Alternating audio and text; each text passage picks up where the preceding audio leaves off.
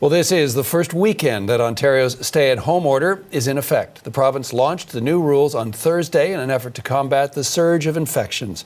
All residents ordered to be off the streets except for essential activities, which include grocery shopping or exercise.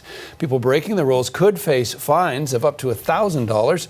The order will remain in effect for at least the next 26 days. Lots of confusion, though, around the stay-at-home orders in Ontario. What is an essential trip and how will the rules be enforced? Advocates for marginalized and racial communities also raising concerns about how it may disproportionately impact them. Dr. Naheed Dosani is a palliative physician at William Osler Health System, and he is a health justice activist, joining us now from Oakville, Ontario. Dr. Dosani, thanks so much for joining us. I really appreciate your time. Thanks for having me on. Let's talk about how concerned you are about whether there'll be a disparity in how those stay-at-home orders are enforced, or how people are going to have to be forced to go out anyway because of the sorts of jobs they do in their communities.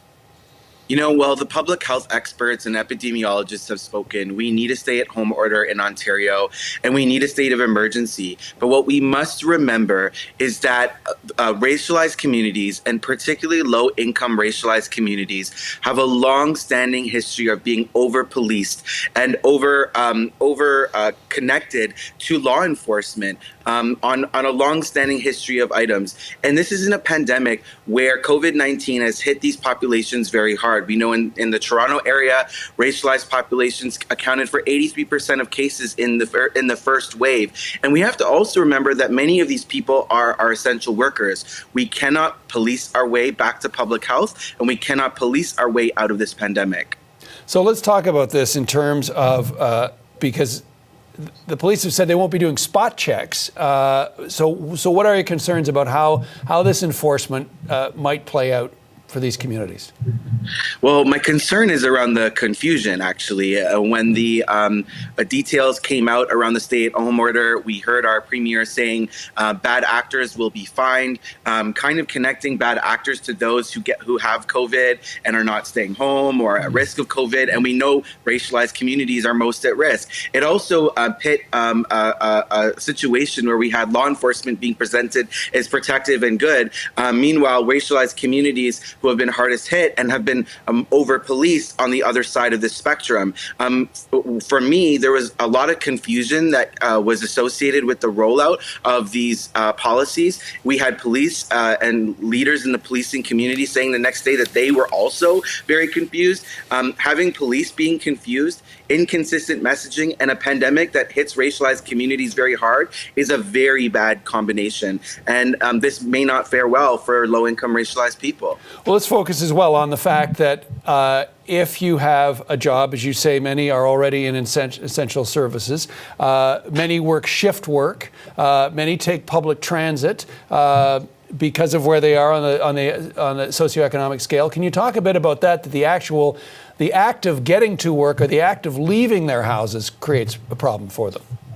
Absolutely. And what you're getting at is the systemic underpinnings of why COVID-19 rates are higher in low-income racialized communities. And the causes are systemic. This is where our essential workers live. They're going to work. They're using public transit. And just because they're having higher rates of COVID-19 in their neighborhoods doesn't mean they're getting COVID-19 in their neighborhoods. There's a lot of workplace infections that are happening, and we're not talking about that enough. And so, you know, to blame racialized communities and say, well, they have higher rates, we need to police them more, that's a very superficial and band-aid answer. We've pulled from the toolbox of law enforcement and policing. What we've not pulled from here in Ontario is the toolbox of addressing social inequities. We need paid sick leave for our low-income racialized people, for essential workers, for people who are out there and working throughout this pandemic. We need better and decent wages, and we need workplace protections to ensure people are safe. We need to dig at the roots of what's causing higher rates of COVID-19 in these communities. Law enforcement and policing may be one part of the solution,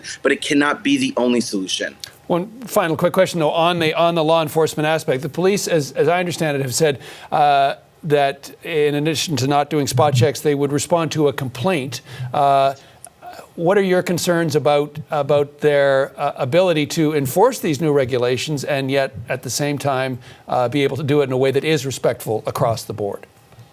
Well, there isn't a history of being respectful and equitable by policing in this country when it comes to racialized communities. We know that Black people in the city of Toronto are 20 times more likely to be shot. We know in Winnipeg, where Indigenous people represent 10% of the population, we know 2/3 of shootings by police involve this population, and that's just around deadly force. The rollout of these policies is very reminiscent of carding and how it happened here in Toronto, and we know what happened with that. We know that racialized people, particularly Black people in Toronto, were targeted. So to say that this will be done in an equitable fashion, I'll believe it when I see it, and I need to see the evidence of how that's going to happen. When responding to complaints, we have to recognize that there's more COVID in low-income racialized neighborhoods. So are there going to be more complaints in these neighborhoods? We really need an equity lens when we have these conversations. One final question on the post-COVID world. We're a long way from that for sure. But do you have concerns about the long-term effects of COVID generally on racialized communities, moving maybe months or years after the pandemic? Absolutely. I think when it comes to the impact on racialized communities, this pandemic hasn't just highlighted inequities, it's perpetuated inequities. And we have seen how income, housing, we've seen how social assistance and social policies like decent wages, workplace protections, and paid sick leave play a huge role, definitely on all people, but particularly have a disproportionate impact on racialized people, and particularly low-income racialized people. It has unearthed the underpinnings of systemic racism and the policies that occur on social services, in healthcare, and in other sectors. I hope that we have, through the gaps that we've seen, we can learn some lessons. And maybe a silver lining from this is that we can actually learn to address some of these gaps and inequities, and learn that we can't blame people for the situations that we're in, but to look at the systemic factors of what got them there in the first place. Dr. Dosani, I want to thank you again for your time. Really appreciate it.